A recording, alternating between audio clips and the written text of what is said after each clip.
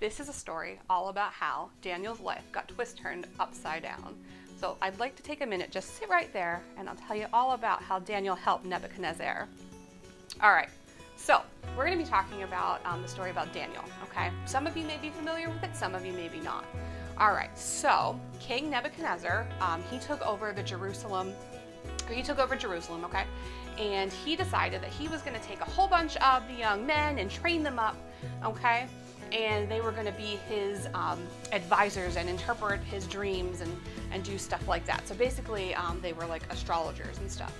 And Daniel was one of those young men along with some of his friends, and the king treated them to the same lifestyle that the king would have had, giving them lavish food, and they were able to drink wine, and that went against all of Daniel's upbringing and his Jewish traditions, and he said, no, I'm not going to do that.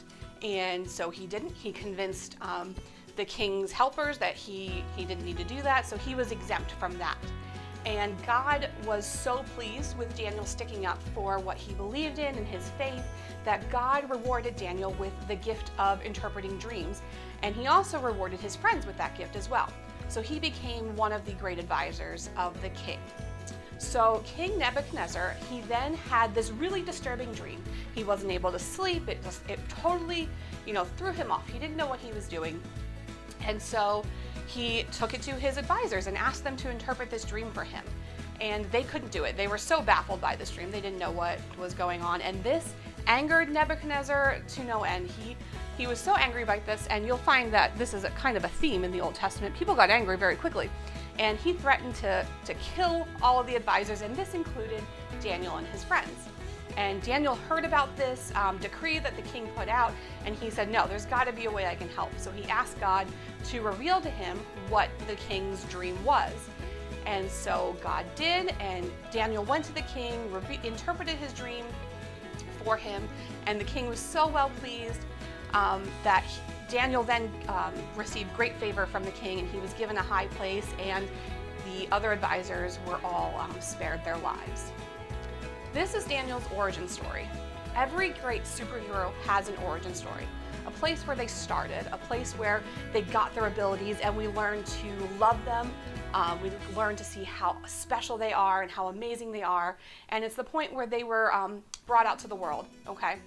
And every superhero movie does that, and we'll talk more about how superhero movies go on and how they can relate to our lives.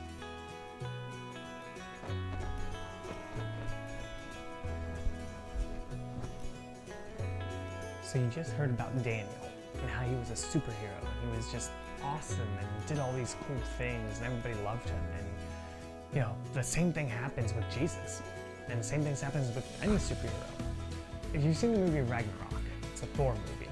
Look at the beginning of that movie. You've got Thor, he's fighting the bad guy, he's cocky, he's funny, he's strong, he defeats him with no problem. It looks like he's in trouble, but he's really not. He's just like on top of the world. He comes back to Asgard, everyone's like, yay, Thor, you're awesome, we love you. They think it's just the best thing in the world. And he's like on top of his game, life is good, life is awesome, everything is perfect. He's got his cool hammer, he's got lightning powers, everything is awesome. And that's how every superhero movie should start. That's how Daniel's story started. That's how Jesus' story starts. If you look at Jesus, he starts out, the first origin story type thing for Jesus is the wedding at Cana. He's at a wedding, it's a party, everyone's happy, he's happy, they're all having a great time. And then there's a small problem of there's no wine, and Jesus got it covered. He turns water into wine. So cool superpowers. Everyone goes, oh, that's so amazing, this is great, this is phenomenal, we got wine again, and it's like miracle wine, And everyone thinks Jesus is awesome, and he's top of his game, just top of the world, life is awesome.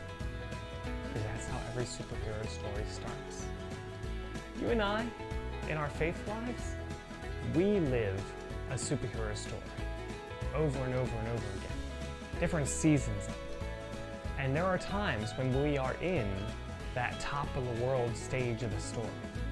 There are times where we are just awesome and we seem to have all the answers and all the awesomeness and everyone loves us and everything's perfect. Maybe it's you have a hot streak on your sports team. Maybe it's, you found a skill set that you rock at for that sports team. Maybe it's you're killing it in a class in school.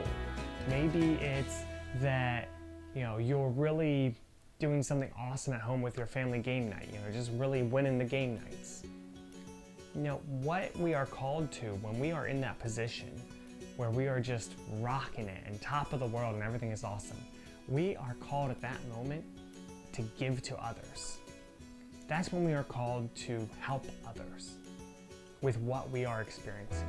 So, if we're really killing it on the sports team, just doing awesome, that's our time to go and help somebody else who's not doing so well. Say, hey, let me work with you. Let me see if I can help you. If we're just rocking it in a class, that's our time to say, to go to someone else who we know is struggling and say, hey, you want me to help tutor you or study together? Happy to do that for you. If we're just rocking at game night, that's our time to, offer a chance to play a different game or to teach your strategy to your family. When we are on top of the world, we are called to help. That's what Thor did. He was on top of the world. He stopped the bad guy from destroying Asgard. Jesus, top of the world, he bought them better wine. That's what this season is all about, is helping those because we are in a place of awesomeness. Because just like Daniel, just like Jesus, just like Thor, when we are in the place where we're on top of the world, it has a purpose. It has a reason. And we won't always be there, but we have to take advantage of it when we are.